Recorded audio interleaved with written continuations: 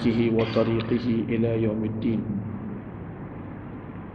سبحانك لا علم لنا إلا ما علمتنا إنك أنت العليم الحكيم.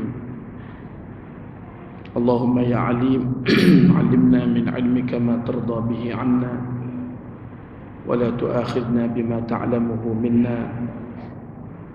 اللهم يا حليم خلقنا بخلق الحلم وحققنا بحقائق العلم وفقهنا في الدين وافتح علينا فتوح العارفين واجعل أعمالنا خالصة لوجهك الكريم برحمتك يا أرحم الراحمين. وآخر دعوانا أن الحمد لله رب العالمين. أما بعد.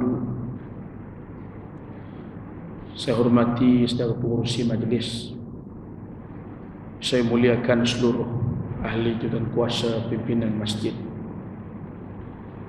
muslimin dan muslimat, hadirin wal hadirat, ibu ayah,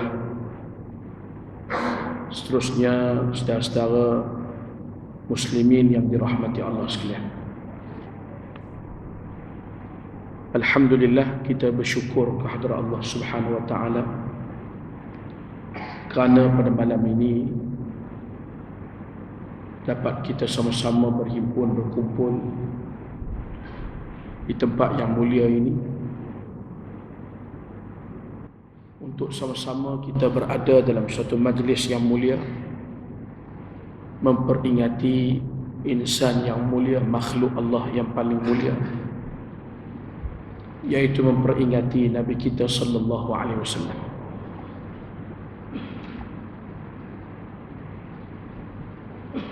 Yang pertama sekali, tuan-tuan dan puan-puan, kita kena faham bahawasanya majlis Maulid Nabi sallallahu alaihi wasallam ini adalah merupakan suatu majlis ibadat, bukan majlis adat. Kerana kebanyakan daripada orang Melayu Islam kita di Malaysia ni kadang-kadang dia salah faham. Dia menganggap bahawasanya majlis Maulid Nabi, Isra' Mi'raj, majlis Ma'al Hijrah ni adalah adat orang Melayu. Tiba Rajab, Isra' Mi'raj, tiba Muharram, Hijrah, tiba bulan Rabiul Awal, Maulid Nabi. Orang tua-tua kita panggil Maulud.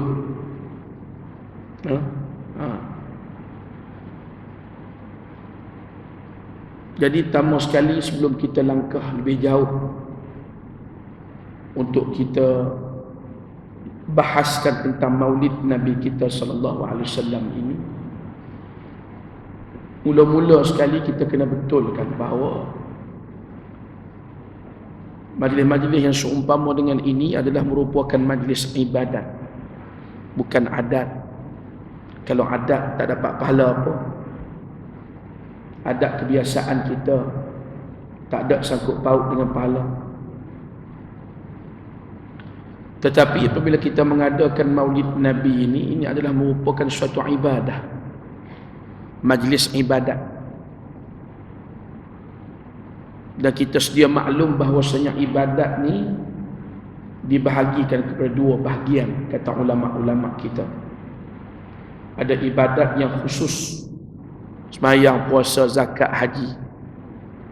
Dan ada ibadat yang bersifat umum, iaitu tiap-tiap perkara yang dipersetujui oleh syariat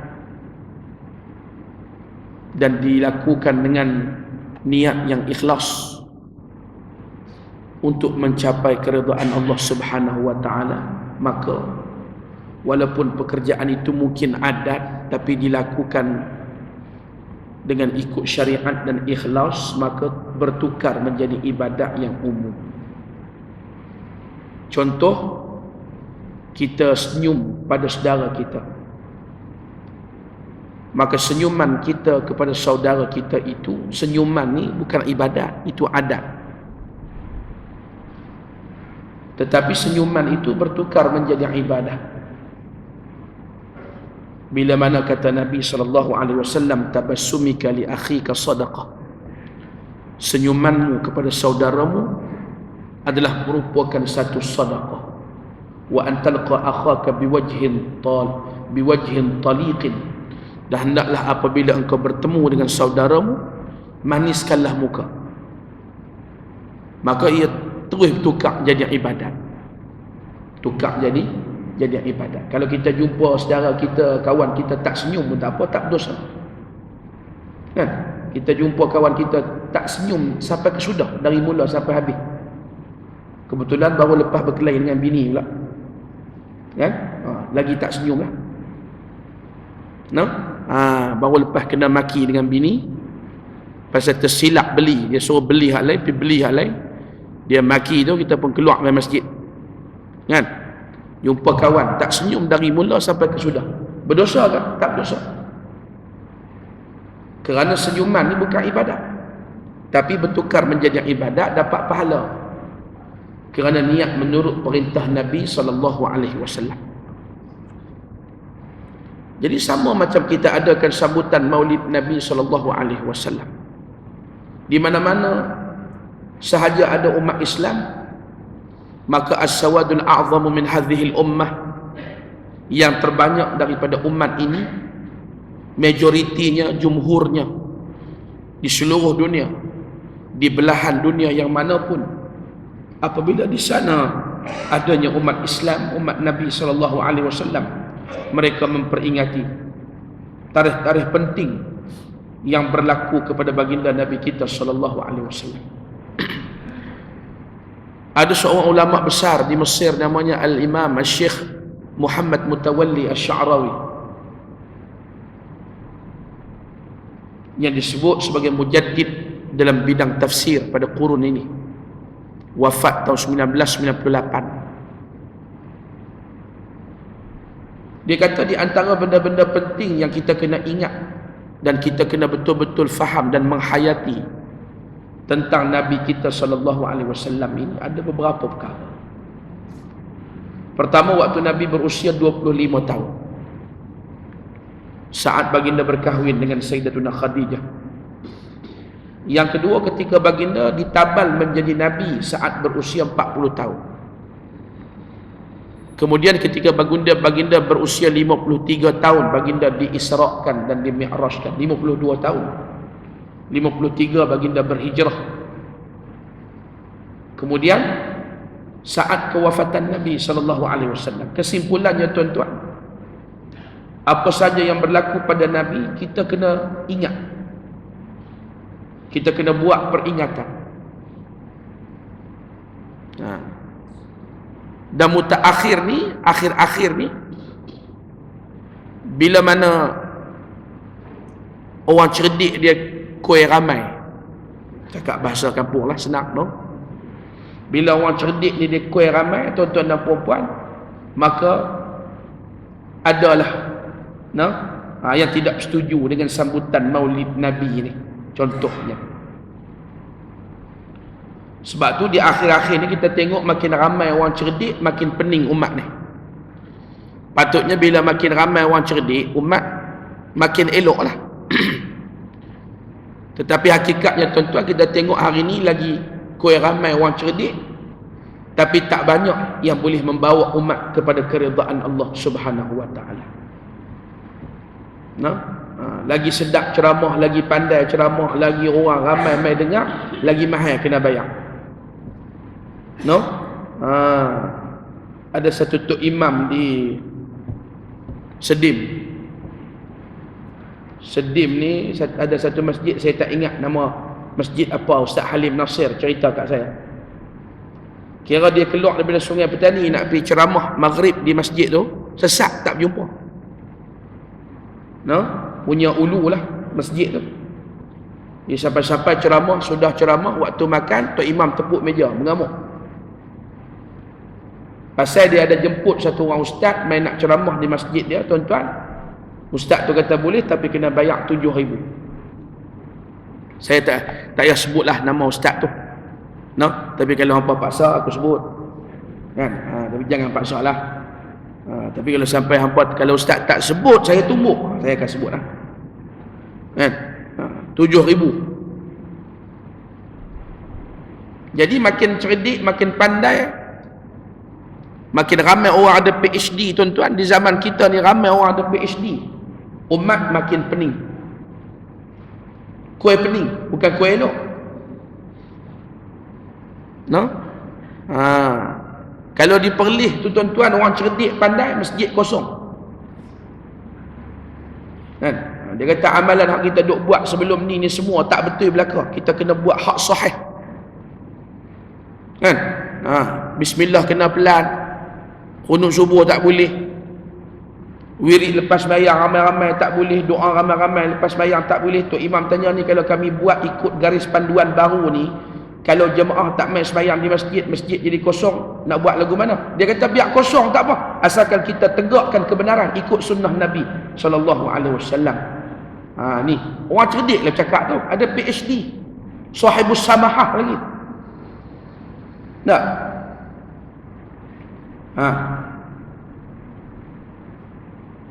Sedangkan majoriti yang teramai daripada umat ini, sawadul a'zam, memperingati maulid Nabi SAW dengan maksud dan tujuan yang sangat murni, bahawa apa saja tuan-tuan yang mengalir daripada baginda Nabi SAW semuanya bermanfaat. Yang aliran tu dia mai daripada Nabi, berasal daripada Nabi, apa saja semuanya adalah manfaat, semuanya adalah kebaikan, semuanya adalah ubat, semuanya adalah penawar. Tak ada yang datang daripada Nabi itu yang merupakan racun yang akan membunuh dan merosakkan kita. Sebab itu Allah Ta'ala tegaskan dalam Al-Quranul Karim, wa ma arsalnaka illa rahmatan lil alamin. Dan tidak kami utuskan engkau wahai Muhammad melainkan sebagai pembawa rahmat kepada seluruh alam. Nabi membawa kebaikan.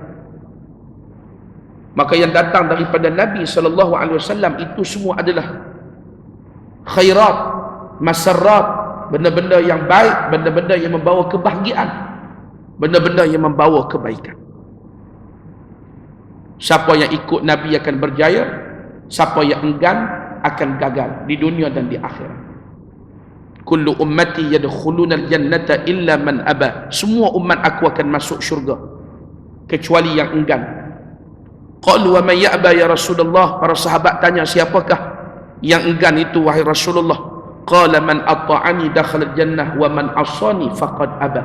Siapa yang taat kepada aku akan masuk syurga. Siapa yang enggan, siapa yang ingkar, yang bantah, yang tak nak ikut jalan aku dan perintah aku, inilah orang yang tak mau masuk syurga.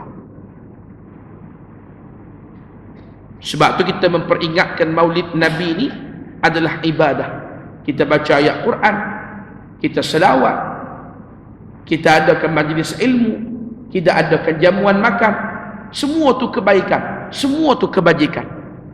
Tak ada bila kita buat sambutan maulid Nabi ni tuan-tuan dan puan-puan, bila kita buat sambutan maulid Nabi, ada benda-benda yang diharamkan oleh agama. Ada pergaulan bebas laki-laki perempuan, ada arak, ada makanan yang haram, ya, ada pelanggaran terhadap hukum Allah Ta'ala. Jadi kalau tak ada semua ni, maka dihukum satu-satu perbuatan itu al-khair, adalah perbuatan kebaikan, perbuatan kebajikan. Waf'alul khaira la'allakum tuflihun, kata Allah. Dan berbuatlah kebajikan dan kebaikan, kamu akan berjaya. Maka kebaikan tu nak ukur lagu mana? Ukur kebaikan itu dengan Al-Quran dan hadis Nabi sallallahu alaihi wasallam. Seterusnya tuan-tuan dan puan-puan,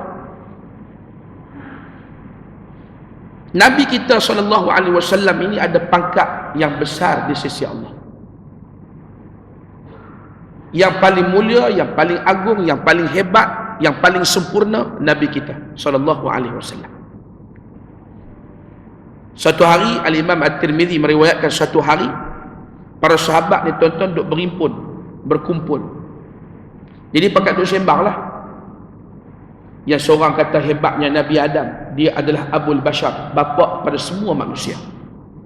Dari tulang sulbi dia lahir manusia. Seorang lagi pula sambut hebatnya Nabi Ibrahim menjadi Khalilullah, pilihan Allah.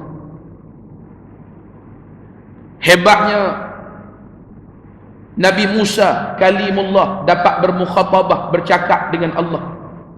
Seorang lagi kata hebat juga Nabi Isa, ruhullah wa kalimatuh. Nabi Isa itu adalah ruhullah dan kalimatnya Allah, bukti kekuasaan Allah Subhanahu wa taala. Tengah-tengah duk sembang tu tuan-tuan, tiba-tiba keluar Nabi sallallahu alaihi wasallam. Nabi kata, aku duk dengar hampa sembang, hampa puji Nabi Adam sekian, hampa puji Nabi Musa sekian, hampa puji Nabi Ibrahim sekian, Nabi Isa sekian. Lalu Nabi kita bersabda, ala wa ana habibullah wala fakhr. Maka ketahuilah bahawa aku adalah kekasih Allah. Bukan aku nak sombong, tapi aku nak abang ke hampa. Kalau Nabi Adam itu bapa manusia, Nabi Ibrahim sekian, Nabi Musa sekian, Nabi Isa sekian, kesemua mereka itu tak boleh menandingi pangkat aku di sisi Allah. Kerana yang paling dicintai dan paling dikasihi oleh Allah adalah aku. Ala wa ana habibullah. Satu. Yang kedua, Imam At-Tirmidzi juga meriwayatkan satu cerita pada waktu Nabi kita nak di Isra' dan di Mi'rajkan. Kan Nabi kita tuan-tuan bila nak di Isra' Mi'rajkan tu, dia bawa burak daripada syurga. Satu binatang yang besar sikit daripada kaldai, kecil daripada baral. Takat tu dah boleh cerita pun, lebih daripada tumbuh ya. Lagu mana ustaz yang sebenarnya burak ni? Dia lebih kurang kereta Ferrari, bohong. Tak? Takat tu ya, besar sikit daripada kaldai, kecil daripada burak. Lalu bila burak ini dibawa oleh Sayyidina Jibril di hadapan Nabi, waktu Nabi nak naik, nak tunggang dia tu, tuan-tuan dan puan-puan, dia buat liak. Maka Jibril kata, wahai burak, diam dan tenanglah kamu. Adakah kamu melakukan perangai yang macam ni bi Muhammadin, dengan Muhammad ini? Tidak kamu tahu fa innahu akramu khalqillah, dialah makhluk Allah yang paling mulia. Tadi akulah yang paling dikasihi oleh Allah. Ini tuan-tuan, Nabi Muhammad adalah bukan manusia. Faham bagi elok? Makhluk Allah. Akramu khalqillah, makhluk Allah yang paling mulia. Dua. Dan disebut oleh Al-Imam Ibrahimul Laqqani dalam Jauharatul Tauhid, yang menjadi pegangan kita ahlu sunnah. Apa dia? Wa afdalul khalqi alal itlaqi nabiyuna famil anil syiqaq. Dan seafdal makhluk ciptaan Allah Subhanahu wa ta'ala, bukan manusia, seluruh makhluk, termasuk malaikat, termasuk semualah yang diciptakan oleh Allah Subhanahu wa ta'ala. Wa afdalul khalqi, dan seafdal, seutama-utama, selebih-lebihnya kemuliaan dan kehebatan makhluk ciptaan Tuhan Nabi kita Muhammad sallallahu alaihi wasallam. Famil anil syiqaq, dan hendaklah kamu jangan peduli pada orang yang membantah. Ini pangkat-pangkat Nabi kita. Dan dalam Quran tuan-tuan disebut wa idz akhadallahu mitsaqan nabiyyin. Dan ingatlah ketika mana diambil perjanjian daripada semua nabi. Sejak daripada Nabi Adam AS tuan-tuan, sampai Nabi yang terakhir. Kalau kita baca kitab-kitab sirah, sebelum Nabi kita siapa? Sebelum Nabi kita, Nabi Isa AS. Al-Imam Ibn Sa'ad dalam Tabaqatul Kubra dia kata apa? Di antara Nabi Muhammad dengan Nabi Isa AS 600 tahun. Nabi Isa tu diangkat Allah ke langit, tak ada Nabi diutuskan, tidak ada wahyu yang diturunkan selama 600 tahun. Lepas tu dibangkitkan Nabi kita Muhammad sallallahu alaihi wasallam. Maka dia ambil perjanjian daripada semua nabi-nabi. Wa idz akhadallahu mitsaqan nabiyyin. Dan ingatlah ketika mana dia ambil perjanjian daripada semua nabi. Perjanjian apa tuan-tuan? Itu penting tu. Isi perjanjian yang penting. TPPA ke apa bala lagi? Isi perjanjian tu yang penting. Kita nak setuju tak setuju dengan satu-satu akad perjanjian, kita kena tengok isi dia. Kalau isi tu terang-terang nanya ke kita, nak sign juga kan? Sign juga. Nampak sangat bodoh. Betul tak? Ha? Maka Allah Ta'ala mengingatkan, ingatlah ketika mana dia ambil perjanjian daripada semua Nabi. Perjanjian apa? Iaitu, kalaulah sekiranya di waktu seseorang Nabi itu hidup, maka dia bertemu dengan Nabi Muhammad sallallahu alaihi wasallam, maka Allah Ta'ala kata la tu'minun nabihi wa la tansurunnah, hendaklah kamu beriman dengan Muhammad dan hendaklah kamu membantu Muhammad sallallahu alaihi wasallam. Semua Nabi tuan-tuan, sejak dari Nabi Adam, tah berapa Nabi kita pun tak tahu, tah berapa Rasul kita pun tak tahu, sebelum dilantik menjadi Nabi, dibuat perjanjian dulu. Kalau ditakdirkan pada zaman kamu hidup ini kamu bertemu dengan Muhammad, maka hendaklah kamu beriman dengan Muhammad, hendaklah kamu menolong Muhammad sallallahu alaihi wasallam. Hebat tak Nabi kita? Hebat tak? Hebat tak? Dibuat perjanjian di antara Nabi-Nabi dengan Allah Ta'ala. Maka dengan sebab itu keluarlah perkataan Nabi kita dalam sebuah hadis yang sahih, "Lau kana Musa hayyan." Lau kana Musa hayyan, kalaulah Musa itu masih hidup, wa adraka nubuwati, dan dia sempat berada di zaman aku menjadi nabi, sempat dengan kenabian aku, wa adraka nubuwati, dia hidup dan dia dengar aku telah diutus menjadi nabi, tetapi dia tidak mengikut aku dan tidak beriman dengan aku, maka sesatlah Musa itu. Nabi kalau tidak ikut Nabi Muhammad pun sesat. Kita hak cokir-cokir kat dalam kampung ni lagi berat lah. Betul tak? Ha? Ni kita hak bukan Nabi, tak mau ikut Nabi Muhammad, nak ikut Yahudi. Di akhir zaman ni orang tak ikut Nabi juga. Dia mengaku saja dia umat Nabi, tapi dia tak ikut Nabi. Di akhir zaman ni ramai mengaku Islam, ramai mengaku umat Nabi, tapi dia tak ikut Nabi. Kehidupan dia tak ikut Nabi, amalan dia tidak ikut Nabi, kan? Cara hidup dia tidak ikut Nabi, perjuangan dia tak ikut perjuangan Nabi. Nabi berjuang Islam, dia berjuang sekular. Nabi berjuang apa tuan? Oh senyap, tak jawab ni. Tak ada kenduri ke mana ni? Tak ada. Patut pun. Kalau ada kenduri ni semua pakat galak belakang ni, biar habis cepat ceramah. Saya nak berhenti pukul 9 tuan-tuan, dan saya nak balik. Saya bukan boleh tinggal bini lama-lama. Lepas tu siapa dapat saya jadi laki dia, insya-Allah dia tak akan ditinggalkan lama-lama. Tapi saya tak payahlah, cukup kota dah.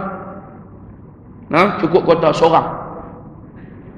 Hak tu dah nombor 1, hak tu dah nombor 4. Bukan tak berani, dia tu menakutkan saya. Bukan saya takut ke dia, tak. Dia tu menakutkan saya. Biji mata dia, Allah, macam naga tu. Tak berani, tinggal tak keluar api je. Dan dia angkat jari lagu tu, sudah. Kita buat lekeh tak apa. Jangan kita duduk sembang kebas macam bapak gayung. Kan? Nak turun daripada rumah tu. Betul, misai-misai ni macam dengan cakok sabit tu. Nak pergi turun mengajak gayung tu, balik sekejap lagi sampai di tangga rumah, perturun balik. Pasal hak di atas ni bisa lagi. Buat lekeh tak apa, jangan buat kemas. Muslimin muslimat yang dirahmati Allah Subhanahu wa taala sekalian, itu kehebatan Nabi kita. Lau kana Musa hayyan, kalau Musa masih hidup dan dia sempat dengan kenabianku, tetapi dia tak nak ikut aku dan tak nak beriman dengan aku dan tak mau menolong perjuangan aku, sesatlah dia. Itu seorang Nabi jadi sesat kerana tidak mau menerima kerasulan kenabian dan menolong Nabi SAW. Ini saya sebut tuan-tuan apa dia? Supaya kita berasa pertama, berasa berbangga menjadi umat Nabi Muhammad SAW. Yang kedua, supaya menambah rasa syukur dalam hati kita.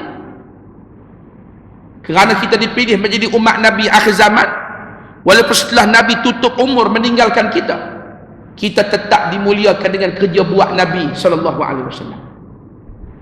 Susun atok majlis ilmu dalam masjid ni tuan-tuan, memang kerja buat Nabi. Bukan senang nak susun atok majlis ilmu ni. No? Tak percaya tuan-tuan try buat tengok. Dah. Susun atok majlis ilmu. Ni dia susun atok nak buat ma'had tahfiz pula. Duk elok-elok saja pergi cari penyakit nak buka ma'had tahfiz. Tu kan kena minta derma rata-rata. Kalau tak ada ma'had tahfiz dulu, tak kena minta derma. Betul tak? Itu tak mula lagi. Belum mula, baru duk kata nak mula. Saya dah mula 7 tahun tuan-tuan. Baru saya kenal langit tu tinggi ke rendah, mana Rabu, mana Khamis, tak ketahuan dah, mana Isnin, mana Selasa.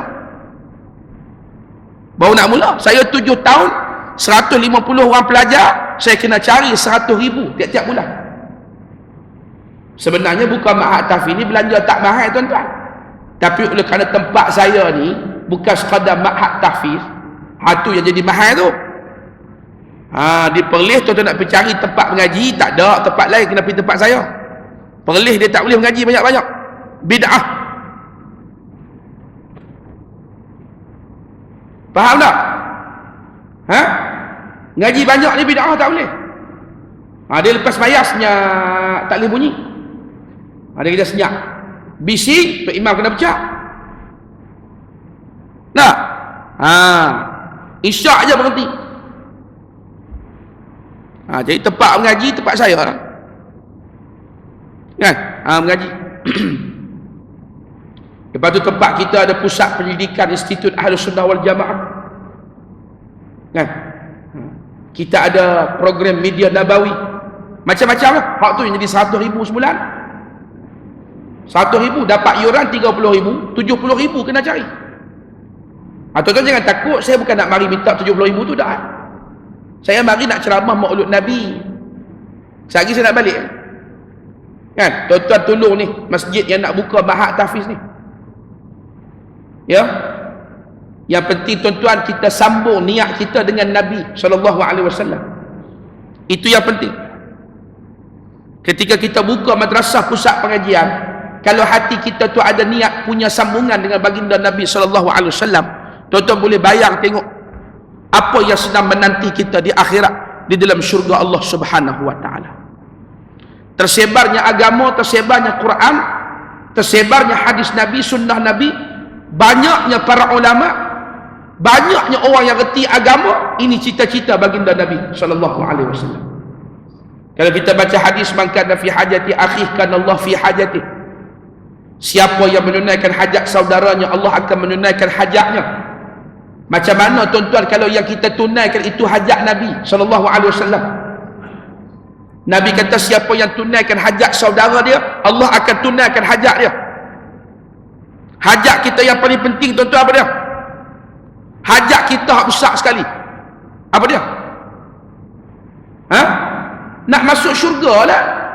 Nak selamat daripada api neraka. Tu hajat kita paling besar sekali. Maka siapa yang tunaikan hajat saudaranya, Allah akan tunaikan hajatnya pada hari akhirat nanti. Allah akan selamatkan dia daripada api neraka. Allah akan masukkan dia ke dalam syurga. Itu tunaikan hajat orang biasa. Cuba tuan-tuan bayang dalam kepala otak tuan-tuan ni, yang hajat yang kita tunaikan itu adalah hajat baginda Nabi SAW. Bukan madrasah nak sebar agama, nak bagi banyak orang alim, nak bagi banyak orang yang hafal Quran. Tuan-tuan dan puan-puan, nak bagi suburkan agama Allah, nak bagi kuat agama Allah Subhanahu wa taala, tu niatnya kita sambung, kita bergabung dengan niat Nabi SAW dan para ulama sebelum daripada kita. Allah akan tunaikan hajat kita. Balik kita kepada Nabi kita SAW. Tuan-tuan, Nabi SAW yang punya pangkat yang tinggi, yang hebat ini adalah merupakan orang yang telah menyelamatkan kita daripada kemurkaan Allah Subhanahu wa taala. Sebab tu tuan-tuan, kita buat sambutan Maulid Nabi ni tak hebat mana sebenarnya. Abu Lahab lagi hebat sambut maulud Nabi ni. Perayaan sampai apa? 40 hari 40 malam. Sembelih unta 100 ekor sambut maulud Nabi SAW. Dan oleh sebab kerana kegembiraan dia dengan Nabi. Satu hadis dalam Sahih Al-Imam Al-Bukhari, hadis mu'allaq. Ya, tuan-tuan balik buka dalam Sahih Bukhari, hadis mu'allaq yang menceritakan tentang Allah Subhanahu wa ta'ala meringankan azab Abu Jahal tiap-tiap hari Isnin. Yukhaffafu anhu al-azab kulla yawmil Isnin. Setiap hari Isnin Allah Ta'ala ringankan azab kubur daripada Abu Lahab. Sebab apa? Hanya kerana kegembiraannya menyambut kelahiran Nabi SAW. Waktu mana Suwaibah, hamba dia yang turut berada di rumah Abdul Muttalib, waktu mana Sayyidatuna Aminah melahirkan Nabi SAW, Suwaibah ni tuan-tuan berlari balik pergi rumah tuan dia Abu Lahab, balik pergi habaq kata, ni Aminah telah melahirkan anak lelaki, anak saudara tuan, anak adik tuan Abdullah. Bapa Nabi kita Sayyidina Abdullah itu mati pada waktu Nabi berusia 2 bulan dalam perut ibunya SAW. Ya, 2 bulan. Dan waktu usia Nabi 6 tahun wafat pula ibunya Sayyidatuna Aminah. Jadi tuan-tuan yang dirahmati Allah Subhanahu wa taala sekalian, oleh kerana Suwaibah ni mai bagi tahu tentang kelahiran Nabi, apa Abu Talib buat? Abu Talib memerdekakan Suwaibah. Dia punya seronok dengan khabar kelahiran Nabi, dia merdekakan Suwaibah.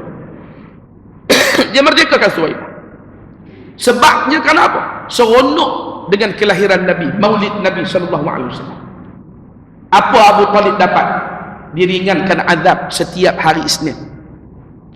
Dalam riwayat yang lain tuan-tuan, diriwayatkan keluar air dari celah-celah jari dia untuk dia isap pada setiap hari Isnin. Sebab itu datang syair, itu halnya keadaan orang yang mati kafir, dilayan oleh Allah Subhanahu wa ta'ala macam tu. Tiap hari Isnin diringankan azab, keluar air dari celah-celah jari untuk dihirup, diminum di dalam kubur. Maka bagaimana hal keadaannya kita yang mati dalam keadaan beriman dan masruran bi Ahmada, dan merasa seronok dengan Nabi kita sallallahu alaihi wasallam. Lepas tu kita tanya, pasal apa yang duk kalut sangat nak buat sambutan maulid Nabi ni? Nabi tak buat, sahabat tak buat, tabi'in tak buat, mai kemudian baru nak buat. Yang apa seronok sangat dengan sambutan maulid Nabi ni pasal apa? Tuan-tuan tak usah jawab. Kenapa? Orang yang tanya tu gila. Confirm gila. Kerana seolah-olahnya dia nak tanya kita. Dia kata pasal apa yang seronok sangat dengan Nabi Muhammad? Soalan tu masuk akal? Kita rasa seronok dengan Nabi, dia tanya kita, pasal apa yang kalut sangat nak sambut maulud Nabi ni? Seolah-olah dia tanya kita, hang ni pasal apa yang seronok sangat dengan maulud Nabi? Takkan betul ikut soalan tu, melainkan hang gila. Tanya soalan yang macam tu. Bahkan kegembiraan kita ni tuan-tuan takat terjemah cara malam ni cara apa? Nak banding Abu Lahab. Maka sebab itulah tuan-tuan, penerusan daripada kita memperingati maulid Nabi kita ni apa? Kita mentaati perintah Nabi sallallahu alaihi wasallam. Itu bukti kita sayang Nabi. Hari ini tuan-tuan, orang buat sambutan maulid Nabi, masya-Allah. Pukul kompang, baca qasidah,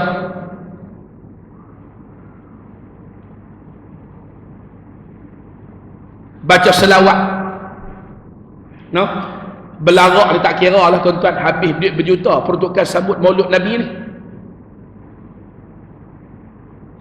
Tapi adakah sayang ke Nabi ni tuan-tuan berhenti takat tu saja? Lepas kita pukul kompang tuan-tuan qasidah, baca maulid, berzanji ke tak kira lah maulid apa kita nak baca. Adakah terhenti sakat tu saja? Maka jawabnya tak lah. Kerana orang yang benar-benar mencintai Nabi SAW, Yang lebih besar daripada itu adalah dituntut untuk membuktikan kasih sayang tersebut dengan mentaati perintah Nabi sallallahu alaihi wasallam.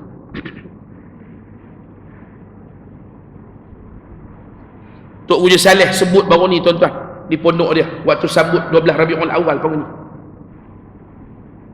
Dia kata apa, jangan cakap saja sayang ke Nabi ni, jangan cakap saja. Kena buktikan sayang Nabi itu ialah dengan apa? Mentaati perintah Nabi, menghalalkan apa yang dihalalkan oleh Nabi, mengharamkan apa yang diharamkan oleh Nabi. Dan yang paling penting, hampa kena berjuang Islam ni sungguh-sungguh. Tok Isa kata, kerana Nabi itu hidup dalam perjuangan Islam, mati dalam perjuangan Islam.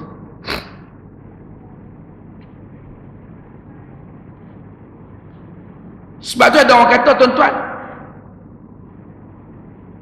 ada orang kata, saya sebut ni ada orang kata. Bila saya kata ada orang kata tu makna saya dengar lah. Saya dengar ada orang kata. Ada satu puak dia kata, tuan-tuan, kawan-kawan kita dia kata, duk kalau buat sambutan maulid Nabi, pukul kompang, baca qasidah, baca maulid, tak ada manfaat apa dia kata. Tu bukan cara dia. Ni. Ini ekstrim cara dia, keras cara dia.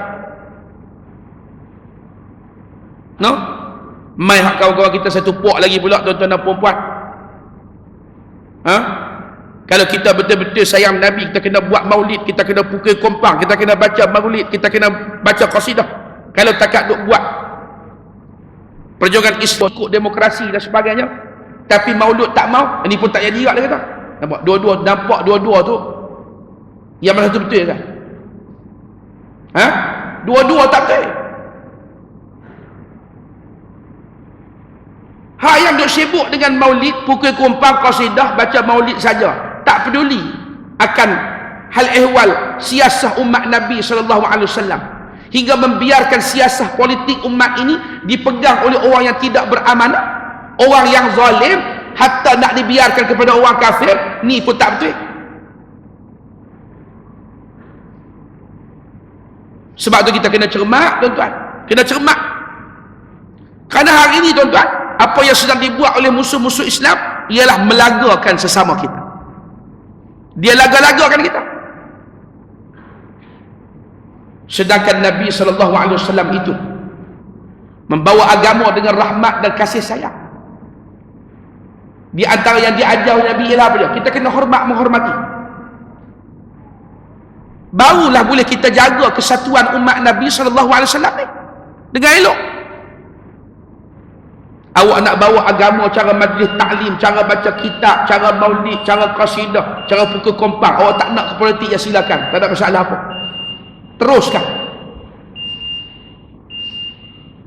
Seorang lagi pula, kami tak mau lagu pukul kompang, qasidah, maulid, kami tak nak. Kami nak berjuang Islam ni cara haraki, cara politik, cara siasah dan sebagainya. Silakan, tak ada masalah. Kedua-dua tu, tuan-tuan dan puan-puan, nak membawa umat kepada kebaikan belaka. Tuan-tuan cuba fikir, kita hari ini nak biar urusan politik ni, kita tak nak peduli. Kita nak bagi politik ini dikuasai oleh orang yang zalim, orang yang tak amanah, orang yang jahat, orang yang tidak jujur, orang jahil. Apa akan jadi pada umat Islam? Apa akan jadi pada umat Islam? Agak-agak tuan-tuan kita duduk dalam masjid ni boleh duduk dalam masjid? No? Jamaah tabligh hok pi rumah ke rumah duk ketuk pintu tu, nak ajak orang sembahyang mari masjid sembahyang, dengan dia akan diharamkan. Betul tak betul? Ini kuasa politik. Sebab tu kalau kita nak biar kuasa politik ni, kita tak nak ambil bab, tak nak ambil tahu, tuan-tuan dan puan-puan, tak betul.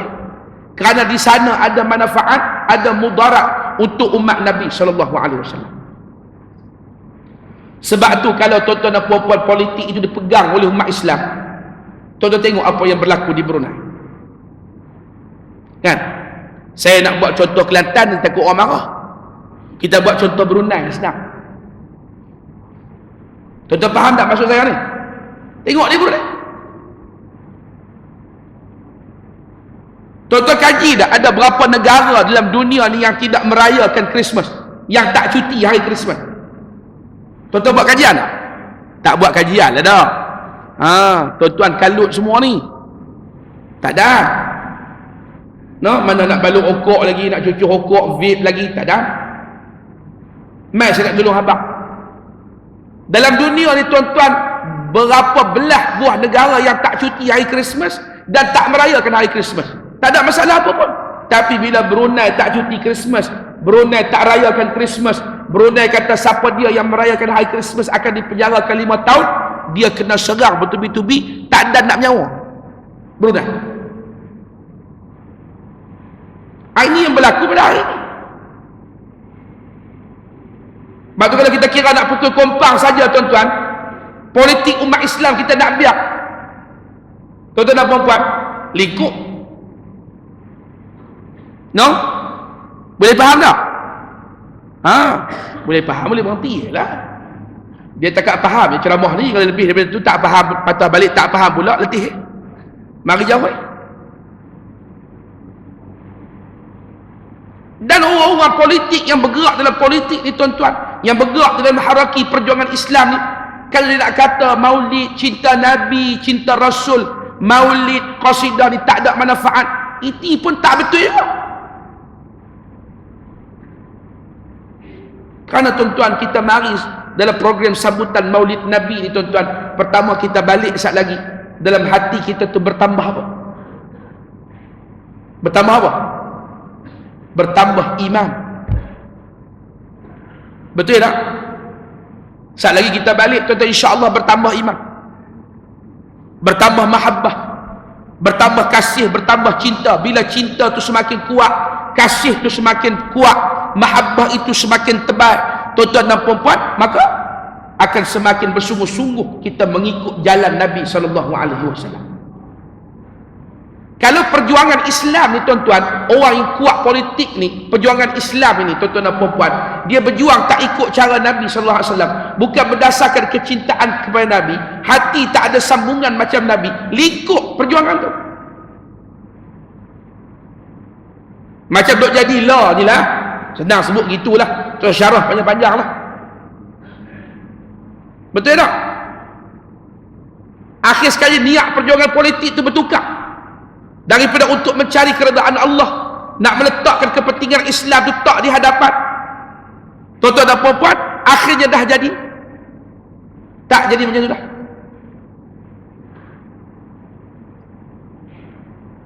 Ada orang tanya saya baru ni, dia kata, Ustaz, apa salahnya kita minta tolong orang kafir? Apa salahnya kita bergabung dengan orang yang bukan Islam? Saya kata tak salah. Kan?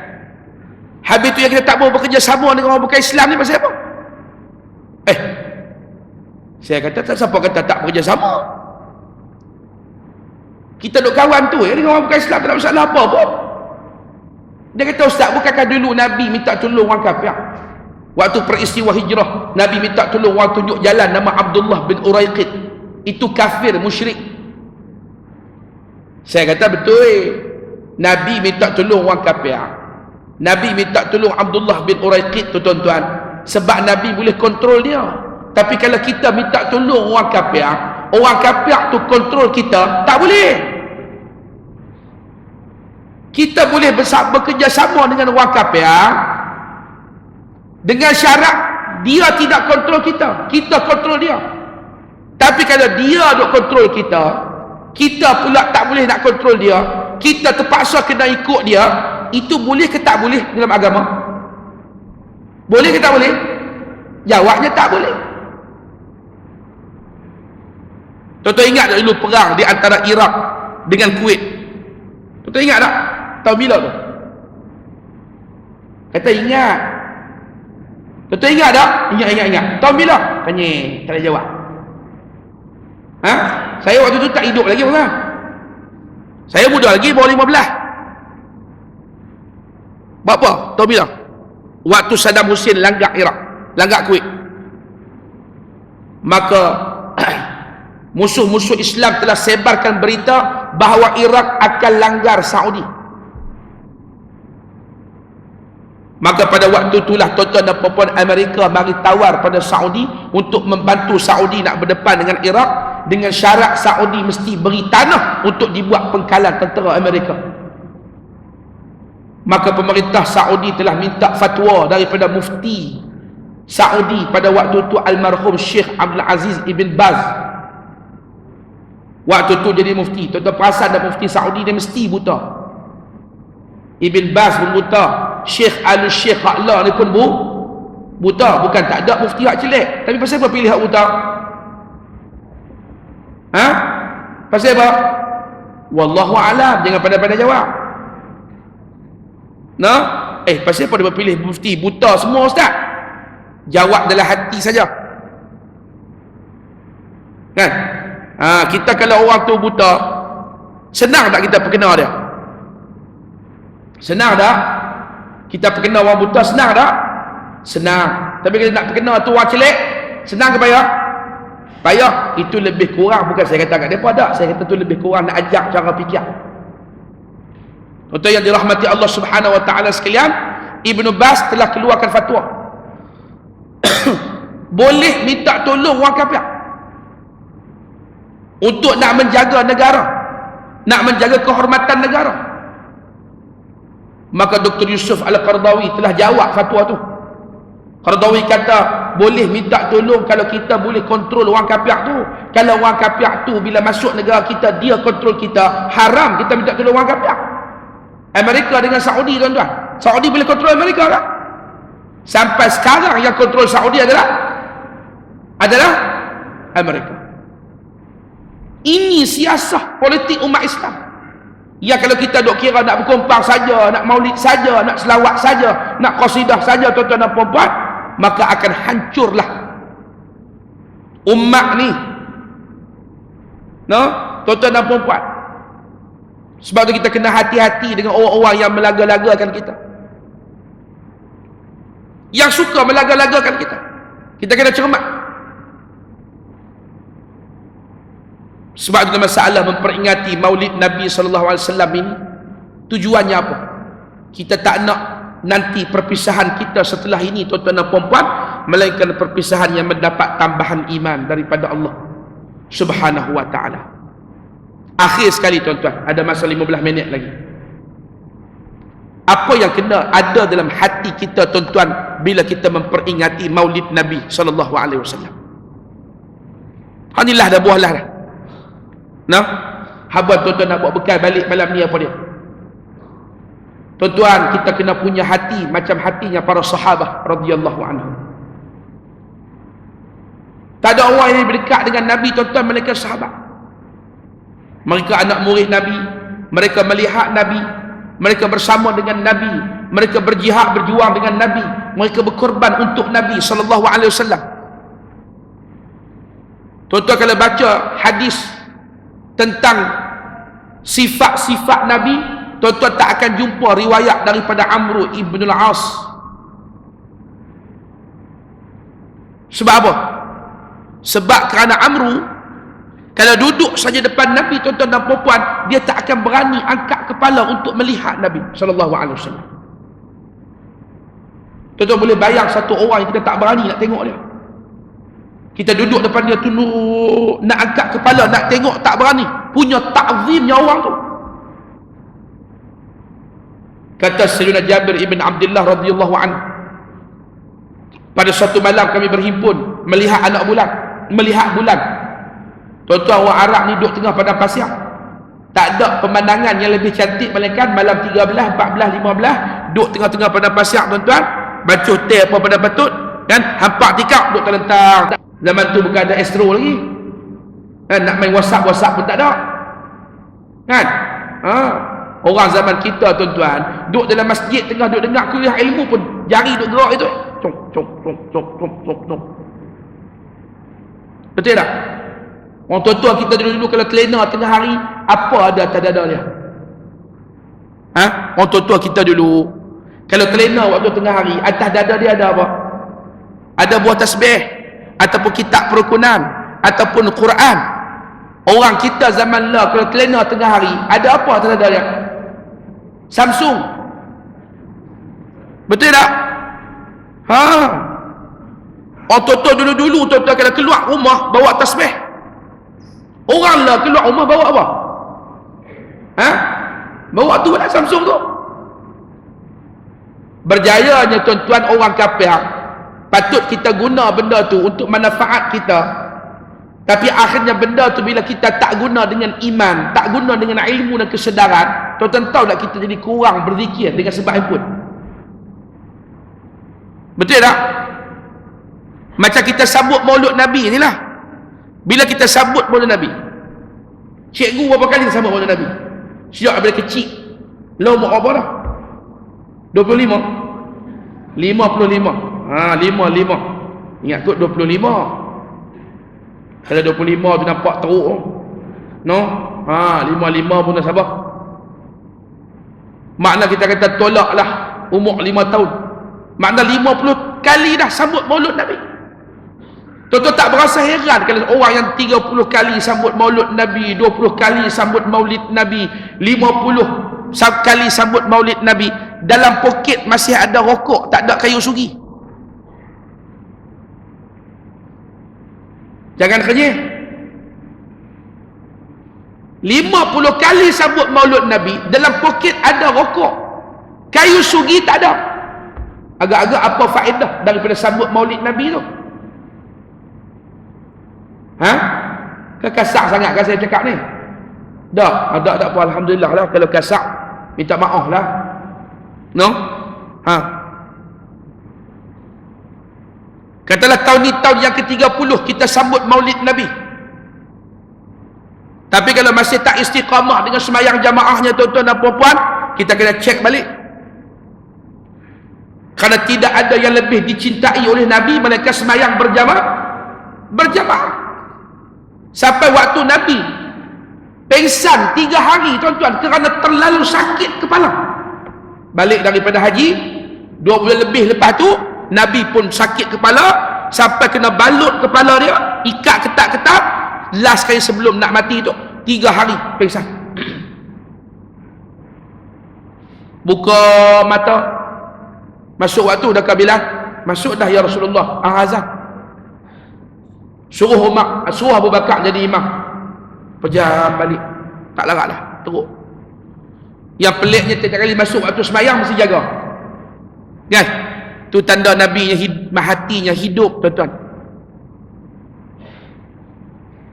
Tak macam kita. Hari yang last tu dekat Nabi nak tutup umur baginda sallallahu alaihi wasallam, Nabi berasa kuat. Bila berasa kuat tu suruh papah selalu. Papah aku nak pergi semayang jamaah.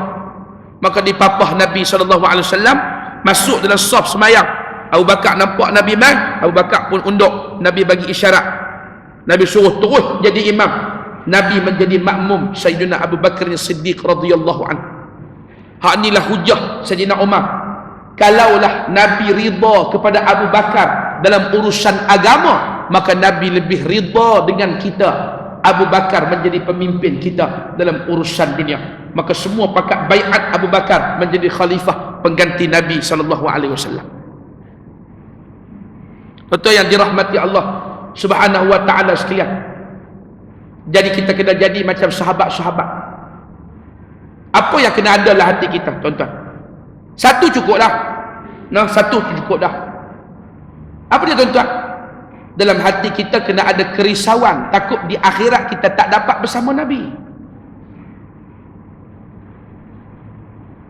Tuan-tuan tak pernah fikir di akhirat nanti, aku ni bolehkah bersama dengan Nabi?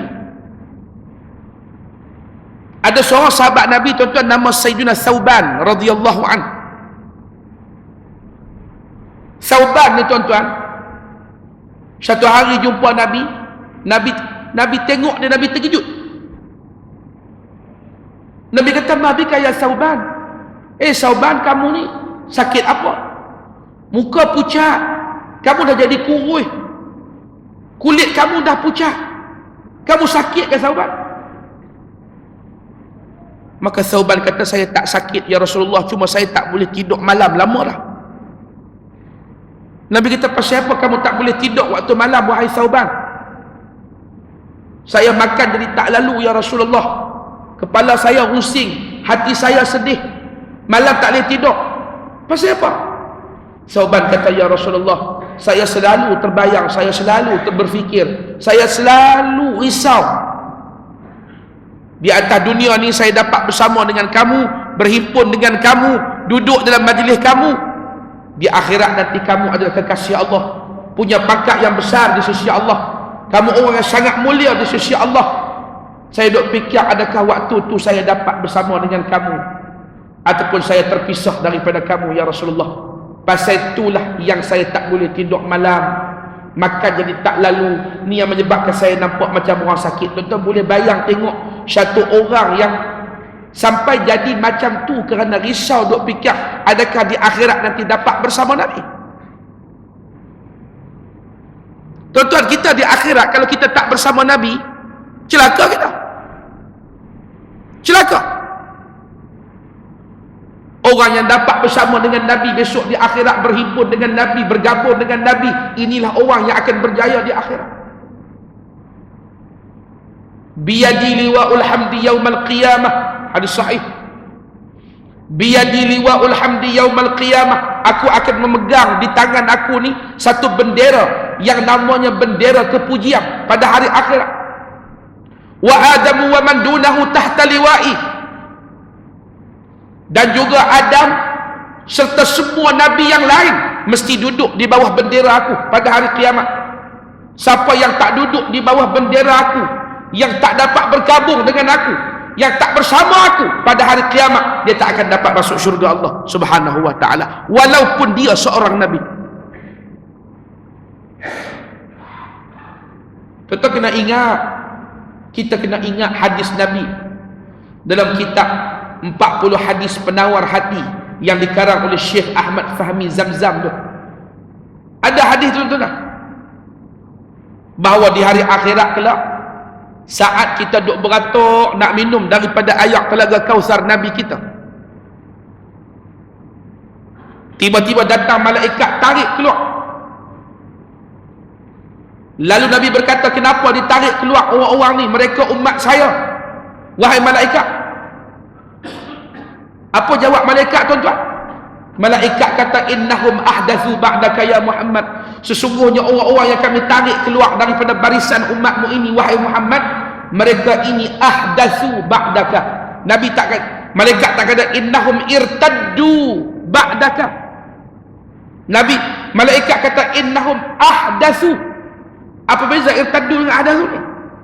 Kalau malaikat guna kalimat irtaddu, mudah faham. Mereka semua yang kami tarik keluar ini, wahai Muhammad, setelah kamu tidak ada, mereka semua murtad daripada ajaran agama kamu. Senang faham. Tapi malaikat tak guna perkataan irtaddu, malaikat guna ahdatsu.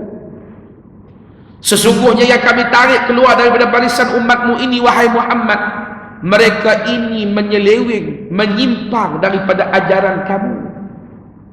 Mereka tak keluar Islam, tak jadi kafir. Mereka kekal dalam Islam, tapi mereka tak ikut Islam. Tuan-tuan,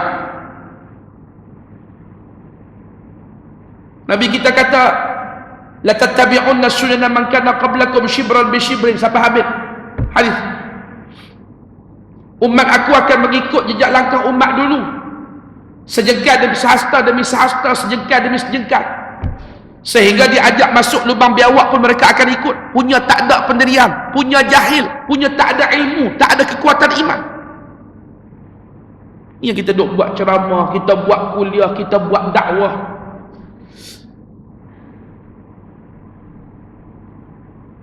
Allah, tuan-tuan, sampai mereka diajak masuk lubang biawak pun umat aku akan turut masuk lubang biawak. Para sahabat kata, Yahudi Nasara kah ya Rasulullah yang akan diikut umat di akhir zaman? Nabi kata, faman, siapa lagi kalau bukan Yahudi Nasara? Tuan-tuan tengok hari ni umat Islam ramai dah ikut Yahudi Nasara. Ramai dah tuan-tuan. Mereka masuk dah agama Yahudi, agama Nasara. Mereka murtad dah? Dah. Tapi mereka ikut cara Yahudi, mereka ikut cara Nasara. Nama Islam, tapi pada kehidupan jauh daripada ajaran Islam. Hal ni banyak. Hal ni banyak. Tuan-tuan yang dirahmati Allah, agama pula jadi hiburan. Kan? Agama jadi hiburan.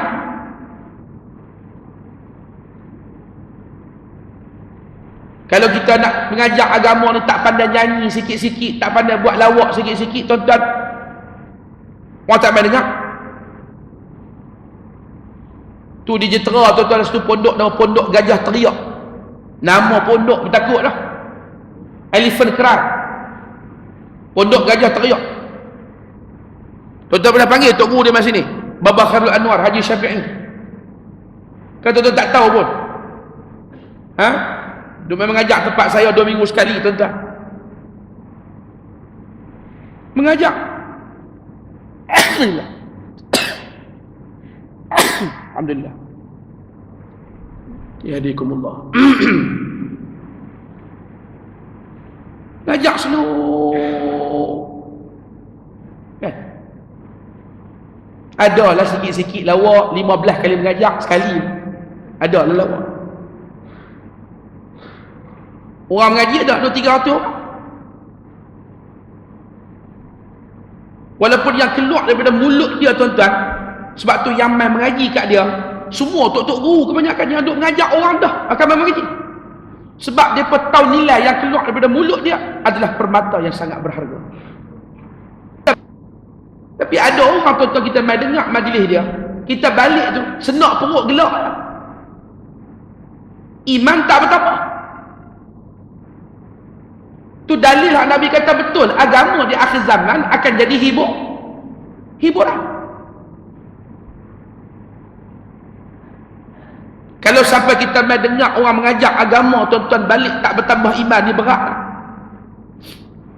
Cuba tuan-tuan fikir, kalau para sahabat boleh risau, boleh takut, tak dapat berhimpun dengan Nabi kita, apa modal kita nak bersama dengan Nabi? Kita nak bergabung dengan Nabi di akhirat, nak bersama dengan Nabi, nak dapat syafaat Nabi, nak dipimpin oleh Nabi masuk dalam syurga. Nabi kata, ana awwalu man qara'a babal jannah, akulah yang pertama yang akan mengetuk pintu syurga. Bila Nabi ketuk pintu syurga, tuan-tuan dan puan-puan, malaikat Ridwan buka pintu syurga, tengok-tengok Nabi kita Muhammad. Terus malaikat kata, bika umirtu ya Muhammad, aku telah diperintahkan untuk tidak membuka pintu syurga ini melainkan setelah diketuk oleh kamu, wahai Muhammad. Kita atas dunia, tuan-tuan, kalau kita berkawan dengan orang cerdik, kita boleh tumpang cerdik sikit-sikit. Kalau kita berkawan dengan orang tak berapa cerdik, dengan kita hak cerdik asal pun jadi tak berapa cerdik. Setuju tak? Kalau kita berkawan dengan orang masjid, tuan-tuan, lama kelamaan kita pun akan melekat jadi orang masjid juga. Kalau kita berkawan dengan orang yang jauh daripada masjid, duk kira makan ke darah dunia saja, tuan-tuan dan puan-puan, kita pun tidak akan dekat dengan masjid. Kalau di atas dunia kita bersahabat dengan Nabi, kita bergabung dengan Nabi, kita pastikan hidup kita seperti yang diredai oleh Nabi, di akhirat pasti kita akan bersama dengan baginda sallallahu alaihi wasallam. Pertama yang kita kena perhati akidah kita. Pastikan akidah kita tu akidah Nabi. Apa yang diimani oleh Nabi, apa yang diyakini oleh Nabi, apa yang diajar oleh Nabi. Cabaran akidah yang paling besar di zaman kita, pada tuan-tuan, apa cabaran akidah yang paling besar di zaman kita? Hubbud dunia, kata Nabi, cintakan dunia. Kerana cintakan dunia, umat aku akan jual agama.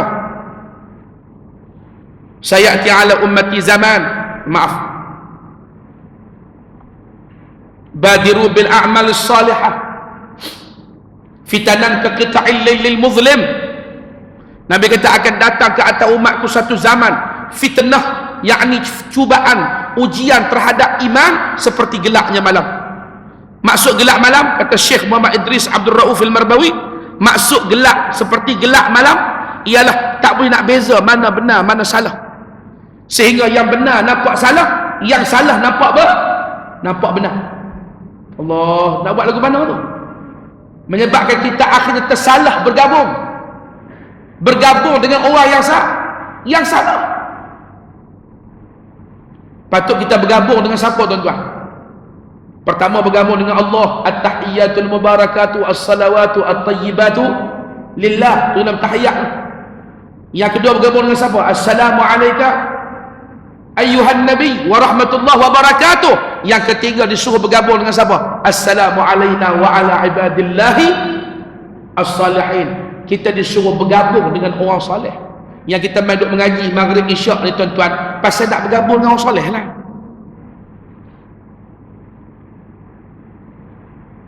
Faham tuan? Bukan benda mudah-mudah ni. Dengan siapa kita bergabung di dunia, dengan dia kita berhimpun di akhirat. Kalau ada yang ditarik keluar daripada barisan umat Nabi tuan-tuan, tak takutkah yang ditarik tu kita? Kita kena cek diri kita. Nak cek diri kita ni tuan-tuan, bukan boleh terhenti takat malam ni ya. Esok kena main pula. Esok siapa mengajar? Cikgu mengajar ni? Ustaz Hamdan? Kitab apa? Kitab sekian-sekian lah. Malam lusa ustaz sekian, kitab sekian. Mari ustaz pula, kitab sekian pula. Tujuan mari duk bersila depan tok guru sebab nak cek tengok aku ni betul ke berjalan di atas jalan Nabi. Sebab tu pilih guru pun penting juga. Kalau kita tu memilih guru yang tidak bergabung dengan Nabi, yang tak punya sambungan dengan Nabi, dengan kita-kita ikut. Faham tuan-tuan? Allahu Rabbi. Hak itulah yang terakhir. Maka berusaha berikhtiarlah kita kok mana pun, dengan bayaran yang mahal setara mana pun, untuk memastikan kita besok di akhirat dapat bersama baginda Nabi kita sallallahu alaihi wasallam. Inilah yang para sahabat tuan-tuan, waktu berlaku perang Tabuk tu, mai sahabat yang terakhir tu teriak dia tak reti nak abang. Dia mari menangis depan Nabi. Sampai depan Nabi dia seluk poket, dia buat keluar buah kurma sebiji. Dia kata, ya Rasulullah, saya tak mau ketinggalan daripada ditulis di sisi Allah bersama kamu. Orang lain bagi kuda 1000 ekor, Abdurrahman bin Auf. Adi bin Asim bagi 700 ekor unta dengan muatan kurma di atas tiap-tiap belakang badan kurma, unta. Sayyidina Uthman bagi 300 ekor unta dengan muatan makanan di atas belakang tiap-tiap unta. Saya tak mampu macam mereka ya Rasulullah, tapi saya tak mau terkicir daripada disenaraikan daripada kalangan orang yang bersama dengan kamu. Ambillah ya Rasulullah kurma sebiji itu, pecah dua, dia kepak dua, dia belah satu sebelah dia bagi kat Nabi, sebelah dia kata ya Rasulullah, hak ni saya nak simpan untuk buka puasa sat lagi. Keluarlah dari mulut Nabi yang mulia, ittaqin nar walau bisyiqqati tamarah. Betul dah hang buat ni, selamatkanlah diri daripada neraka walaupun hanya menginfakkan separuh daripada buah tamar. Tuan-tuan tengok tu, Sayyidina Uthman Nabi dah wafat di zaman Khalifah Abu Bakar. Allah Ta'ala uji di zaman Abu Bakar ni tuan-tuan. Satu masa tu makanan tak ada di Madinah, duit ada, nak beli makanan tak ada. Macam kita lah, duit ada, beras tak ada di pasaran. No, nak makan harum manis pun bulan 4 bulan 5 ya. Di Perlis lah. Di sini apa dia orang makan apa tadi? Kami makan belakang, berat. Nah, tuan-tuan yang dirahmati Allah, maka bila duit ada, makanan nak beli tak ada. Tu diuji Allah di zaman Abu Bakar menjadi khalifah. Tiba-tiba dapat khabar satu hari Sayyidina Uthman balik daripada Syam dengan 1000 ekor unta dan muatan apa? Muatan gandum di atas tiap-tiap belakang unta. Allah, no. Bila sampai di Madinah, Sayyidina Uthman simpan semua 1000 ekor unta dengan muat 1000 ekor unta tuan-tuan, 1000 bukan 10. Dengan muatan gandum di atas belakang unta tu, Sayyidina Uthman simpan dalam gudang. Orang diketuk pintu minta nak beli. Dia kata aku nak jual lah, tapi aku nak jual sebiji 10 ringgit. Orang biasa duk jual sekilo 5 kupang. Sayyidina Uthman nak jual sebiji 10 ringgit. Lama-lama orang pergi report dekat Khalifah Sayyidina Abu Bakar mai jumpa Osman. Pasal apa jadi lagu ni Osman? Ni hak saya. Saya nak jual berapa saya punya pasal. Tak bolehlah hang jadi macam ni. Isap darah macam ni tak boleh. Tak ambil kesempatan macam ni tak boleh. Osman kata kalau hampa tak mau beli sudah orang lain akan beli. Siapa nak beli Osman? Sebiji RM10. Apa jawab Sayyidina Osman? Saksikanlah wahai Khalifah Rasulullah, saya sedekahkan semua gandum muatan 1000 ekor unta ni ke semua gandum ni. Saya sedekah pada semua ahli Madinah. Allah membeli daripada saya sebiji RM10 di sisi Allah Subhanahu wa ta'ala. Dia sedekah semua pada orang Madinah. Dia tak nak sekilo 5 kupang, sekilo RM1. Dia nak sebiji RM10. Siapa dia yang boleh beli sebiji RM10? Allah Subhanahu wa ta'ala. Ini para sahabat yang semangat nak bergabung dengan Nabi, nak kekal bersama dengan Nabi sampai syurga. Walaupun Nabi dah wafat, dia pun tetap macam tu, setia dengan Nabi SAW. Tuan-tuan tanya diri kita, kita ni setia ke dengan Nabi? Sejauh mana kita berkorban untuk agama Nabi? Sejauh mana yang telah kita bersungguh-sungguh, berpenat, berletih untuk mentaati perintah Nabi SAW. Mudah-mudahan kita berpisah saat lagi tuan-tuan, bertambah iman kita, majlis kita mendapat ridha daripada Allah Subhanahu wa ta'ala. Yang tadi disebut tuan-tuan, masjid perlu derma infak untuk nak jalankan ma'had tahfiz ni. Tuan-tuan sekalian, teruslah bagi sumbangan tuan-tuan. Tuan-tuan jangan anggap kata benda ni menyusahkan. Sebaliknya tuan-tuan kena anggap benda ni adalah peluang. Benda ni adalah peluang. Alhamdulillah, bila masjid kita buka ma'had tahfiz, pusat pengajian, kita ada peluang untuk buat kebajikan di hadapan mata kita. Tak payah pergi jauh-jauh.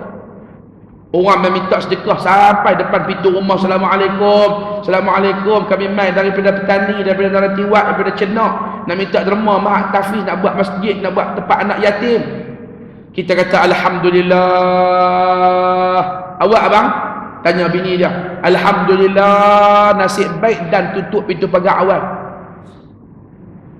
Ingatkan nak kata Alhamdulillah, tak payah pergi jauh-jauh nak cari orang kita nak sedekah, dia mai depan mata kita, nak ambil 50 pintu bagi Isap.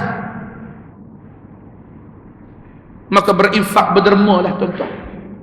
Sementara kita ada kemampuan untuk menginfak dan berderma, esok dah tak ada kemampuan nak menyesal, buat apa lagi? No, kita niat lagu ni lah tuan-tuan. Kita nak ada anak hafal Quran, nak jadi orang yang berkhidmat untuk agama, mungkin tak ada dah. Cucu tak ada harap lagi, tak. Tapi kita nak besok di hari akhirat dalam kitab catatan amalan kita ni tuan-tuan ditulis pahala hafal Quran. Dia kata, ya Allah, saya kuliah pun tak hafal. No, kuliah ayyuhal kafirun pun saya tak hafal, ya Allah. Duk cari lakum dinukum tak jumpa. Dua ma'ana'a wala antum wa ma'ana'a lakum dinukum tak jumpa. Lagi tak jumpa tak boleh mati. Kan? Tapi pasal apa dalam kitab catatan amalan saya ada pahala hafal Quran? Di belik-belik kitab catatan amalan Allah ada pahala mengajak orang sampai hafal Quran 30 juzuk 500 orang. Bila saya jadi tok guru hafal Quran ni? No? Bila? Allah Ta'ala kata, kerana kamu menolong orang yang, kamu membantu anak-anak yang nak hafal Quran, aku bagi pada kamu pahala hafal Quran. No? Tengok-tengoklah kita ada pahala khutbah. Mana pula pahala khutbah? Tak pernah naik atas mimbar pun. Tu. Itu dipanggil kita kongsi niat. Kita bersama-sama buat amal kebajikan. Maka di akhirat ditulis pahala yang tidak berkurangan di sisi Allah Subhanahu wa ta'ala. Maka sekolah inilah tuan-tuan dan puan-puan, saya mohon banyak-banyak maaf. Saya ni sebenarnya menyampaikan ceramah ni cukup tidak bersedia lah. Kerana apa? Seminggu je duduk kalut dengan sambutan Maulid Nabi diperlih. Maulid Nabi diperlih, tuan-tuan faham lah kan. Dia tak boleh buat sehari dua, dia kena buat seminggu baru padan. Kan? Baru padan nak bid'ah masuk neraka tu. Kan? Malaikat jaga neraka tengok-tengok saya mai. Dia kata ni mai mana ni? Dia kata mai daripada perlih. Pasal apa pula nak masuk neraka? Orang Perlis banyak masuk neraka.